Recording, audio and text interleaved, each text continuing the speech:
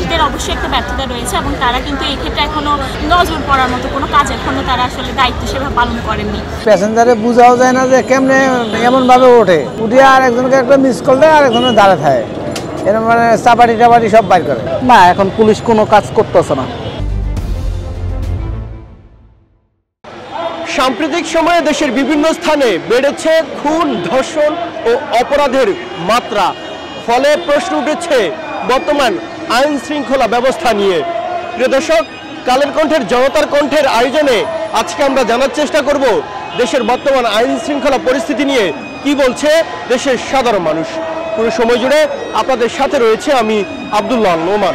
আমি প্রথমত যদি বলতে চাই এই পরিস্থিতির কথা, তাহলে অবশ্যই প্রথমত স্বরাষ্ট্র মন্ত্রণালয়ের ব্যর্থতার কথাই বলবো, কারণ তারা আসলে আমাদের প্রতি উদ্বেগী না এবং বিভিন্ন ধরনের এত সমালোচনা হওয়া সত্ত্বেও তারা কোনোভাবে এখনও উদ্বেগী কোনো কাজ গ্রহণ করেনি বা কোনো সিদ্ধান্ত নেয়নি। এবং আমরা জানতে পেরেছি যে ব্রিফ করতে গিয়ে সেখানেও কিন্তু সাংবাদিক বিভিন্ন ধরনের ছিনতাইয়ের কবল করেছেন এবং এছাড়া ঢাকা বিশ্ববিদ্যালয়ের স্টুডেন্টরাও এবং সাধারণ জনগণ আসলে ছিনতাইয়ের কবল করছেন, যেটা কখনোই কাম্য না। এত বড় একটা জুলাই বিপ্লব আসলে আন্দোলন হওয়ার পর যেখানে বৈষম্য বিরোধী বিষয়টি থাকা দরকার, সেখানে আসলে বৈষম্য নিয়ে বিভিন্নভাবে এখনও পুলিশরা থেকে গেছেন।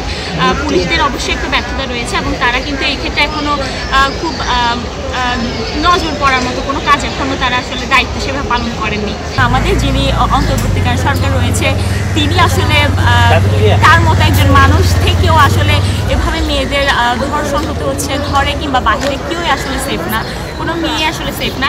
এই বিষয়টা আসলে আমাদের জন্য খুবই উদ্বেগজনক, কারণ আমরাও দিন শেষে মেয়ে রাতে যখন বা সন্ধ্যায় যখন কাজ শেষে বাড়ি ফিরতে হয় তখন আসলে এটা আমাদের জন্য খুবই রিস্কের হয়ে যায় এবং আমাদের পরিবার খুবই চিন্তিত এই বিষয়টি নিয়ে। এবং আমরা ঢাকা শহরে আছি, এই বিষয়টি নিয়েও তারা খুব চিন্তিত।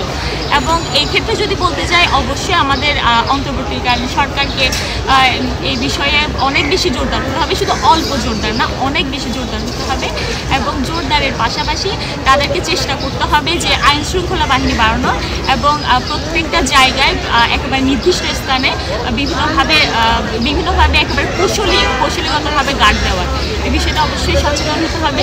6 মাস পর আইন শৃঙ্খলা যে এরকম অবনতি হবে এটা আমরা কেউ প্রত্যাশা করিনি, এবং এটা কেন ঘটছে বা এটা উদ্দেশ্য প্রণোদিতভাবে ঘটছে কিনা, হ্যাঁ, এটার অবশ্যই তদন্ত করা উচিত বা আইন শৃঙ্খলা আরও কীভাবে উন্নয়ন করা যায় এটা এইদিকে উদ্যোগ নেওয়া উচিত।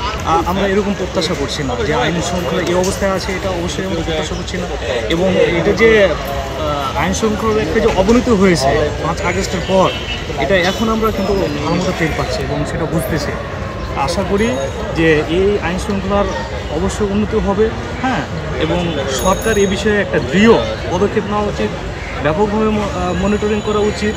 তারপর প্রয়োজনে টাস্ক ফোর্স গঠন করে চাঁদাবাজি হচ্ছে, অপহরণ হচ্ছে, ছিনতাই হচ্ছে, ডাকাতি হচ্ছে, আপনার পরিবহনেই ডাকাতি হচ্ছে, এগুলো নিঃসন্দেহে খুবই খারাপ এবং উদ্বেগজনক কণ্ঠার আমরা ভয়ে থাকি। সন্ধ্যার পর বের হতে কিন্তু আমাদের ভয় করে, কাজে এটার অবশ্যই একটা উন্নতি হওয়া উচিত।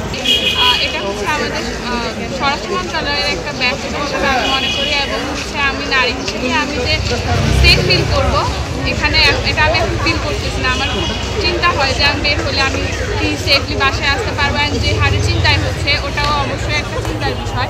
মানে আমি সেফ ফিল করতেছি না, যেটা হচ্ছে আসলে।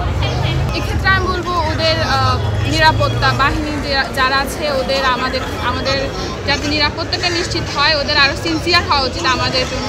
রাতে মানে কঠিন গাড়ি চলানো যায় না, বুঝছেন, আর প্যাসেঞ্জারে বোঝাও যায় না যে কেমনে মানে এমনভাবে ওঠে, উঠে আর একজনকে একটা মিস কল দেয় আর একজনে দাঁড়া থাকে, এরকম মানে চাপাটি টাপাটি সব বাইর করে। আর ওই এমন অটোওয়ালা আছে চাপাটি অটো ছুঁয়ে জায়গা আমার সামনেই পড়ছে। ভয়ন্ত মানে আমি যখন ওই গাড়ি নিয়ে আসি যে আমার যাত্রী যে কী হয়েছে, যাত্রী হের আগে ফলো করছে, আমি অতটা খেয়াল করিনি, এইরকম চাপাটি বাইর করেছে। কোথায় ঘটছে, কীভাবে ঘটছে? মোহাম্মদপুরেই আতঙ্কে এখন সবাই অটোওয়ালারা আছে, প্রতিটা অটোওয়ালারা জিজ্ঞাসা না এই ক্যাটাগরি আতঙ্কের ভিতরে আছে, মানে যেভাবে নিতেছে মানে মারাত্মক।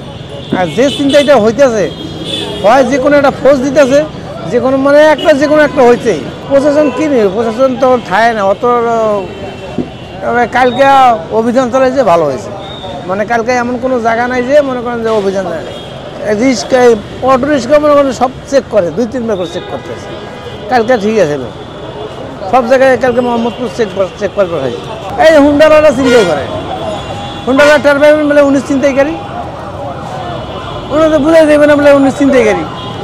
এই যে 2 সপ্তাহ আগে হুন্ডা ধরছে চাপাড়ি মাপাড়ি সব পাইছে। হুন্ডার ওই একটা ব্যাগ ছিল এই ব্যাগের ভিতর পাইছে। না এখন পুলিশ কোনো কাজ করতেছে না, এটা তো থাকেই, মাস্ক পরা থাকলেই সন্দেহ বেশি লাগে।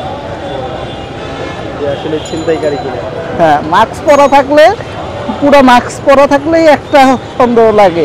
আইন শৃঙ্খলা বাহিনী টহল জানি আগে ভালো দেয়।